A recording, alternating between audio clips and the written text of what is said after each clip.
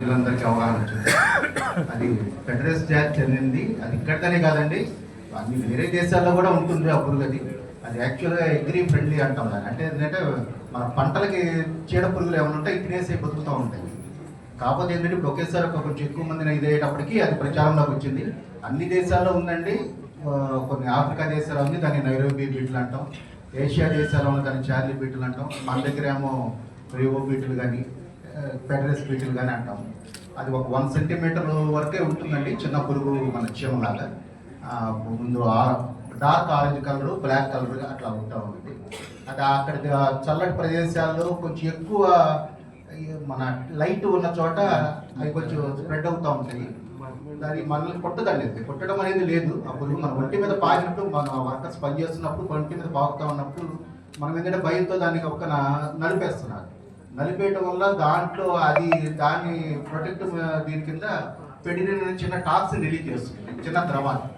ఆ ద్రవం మన శరీర గ్రంథులోకి వెళ్ళిపోయి ఒక 24 నుంచి 36 గంటల లోపు చిన్న దురద, మంట అట్లా వస్తున్నాయి, చిన్న నీటి బొబ్బలాగా వస్తాయి. మనం దాన్ని నలపకుండా ఉంటే ఏమి కాదండి, దాన్ని దులిపేయటాన్ని చేసేయాలి. లేదు పొరపాటున మన ఇదిలో ఒత్తిడిలో నలిపుంటే కనుక ఎమ్మటే ఇమీడియట్గా కొంచెం సోపు వాటర్తో క్లీన్ చేసేసుకుంటే ఎమ్మటి ఆ టాక్సిన్ యొక్క పవర్ తగ్గిపోతుంది. ఒకవేళ పవర్ అప్పటికి వెళ్ళినా కానీ మనకి చిన్న మంట ఇది ఏంటంటే మన స్ట్రీక్స్ అంటాం, అంటే మనకు చిన్న దారి, నల్లటి దారి వచ్చినట్టు పాకినట్టుగా వస్తూ ఉండేది.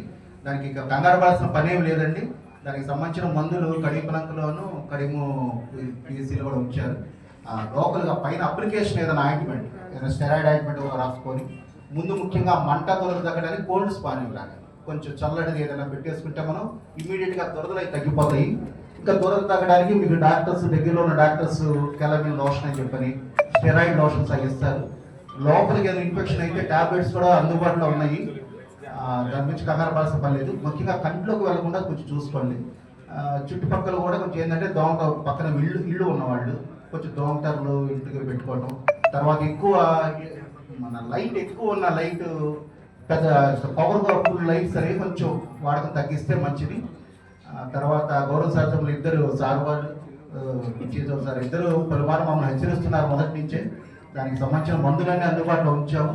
మా డిఎంహెచ్ఓ గారు కూడా ఎంహెచ్ఓ కూడా అంతా సీరియస్గానే తీసుకున్నారు. అందరూ ప్రజలు ఎవరు భయపడాల్సిన అవసరం లేదు. కొంచెం కంట్లోకి వెళ్ళకుండా చూసుకోండి, వాటిని నలపకుండా చూడండి. అది మన పంటలను కాపాడుతుంది కాబట్టి మనల్ని, అందుకని చెప్పి నలపకుండా దాన్ని దులిపేస్తే సరిపోతుంది. అంత మించి దానివల్ల కంగారు పడాల్సిన పని ఏం లేదు. మందులు ఉన్నాయి. ఎక్కువ కేసులు వాళ్ళు లేవు సార్, ఒక మైనర్ వచ్చింది కడిగిపోయిన వాటిని చూశాను నేను. ఒక 10 కేసులు మైనర్ కేసులే. అవన్నీ మందులు ఇస్తే తగ్గిపోతాయి. కాకపోతే ఒక వారం అట్లా కొంచెం ఇబ్బంది పెడుతుంది. ఆ తర్వాత మచ్చలు కూడా నిదానంగా తగ్గిపోతాయి. మంచి పురుగు అంటే మన పంటలు కాపాడే పురుగు అండి.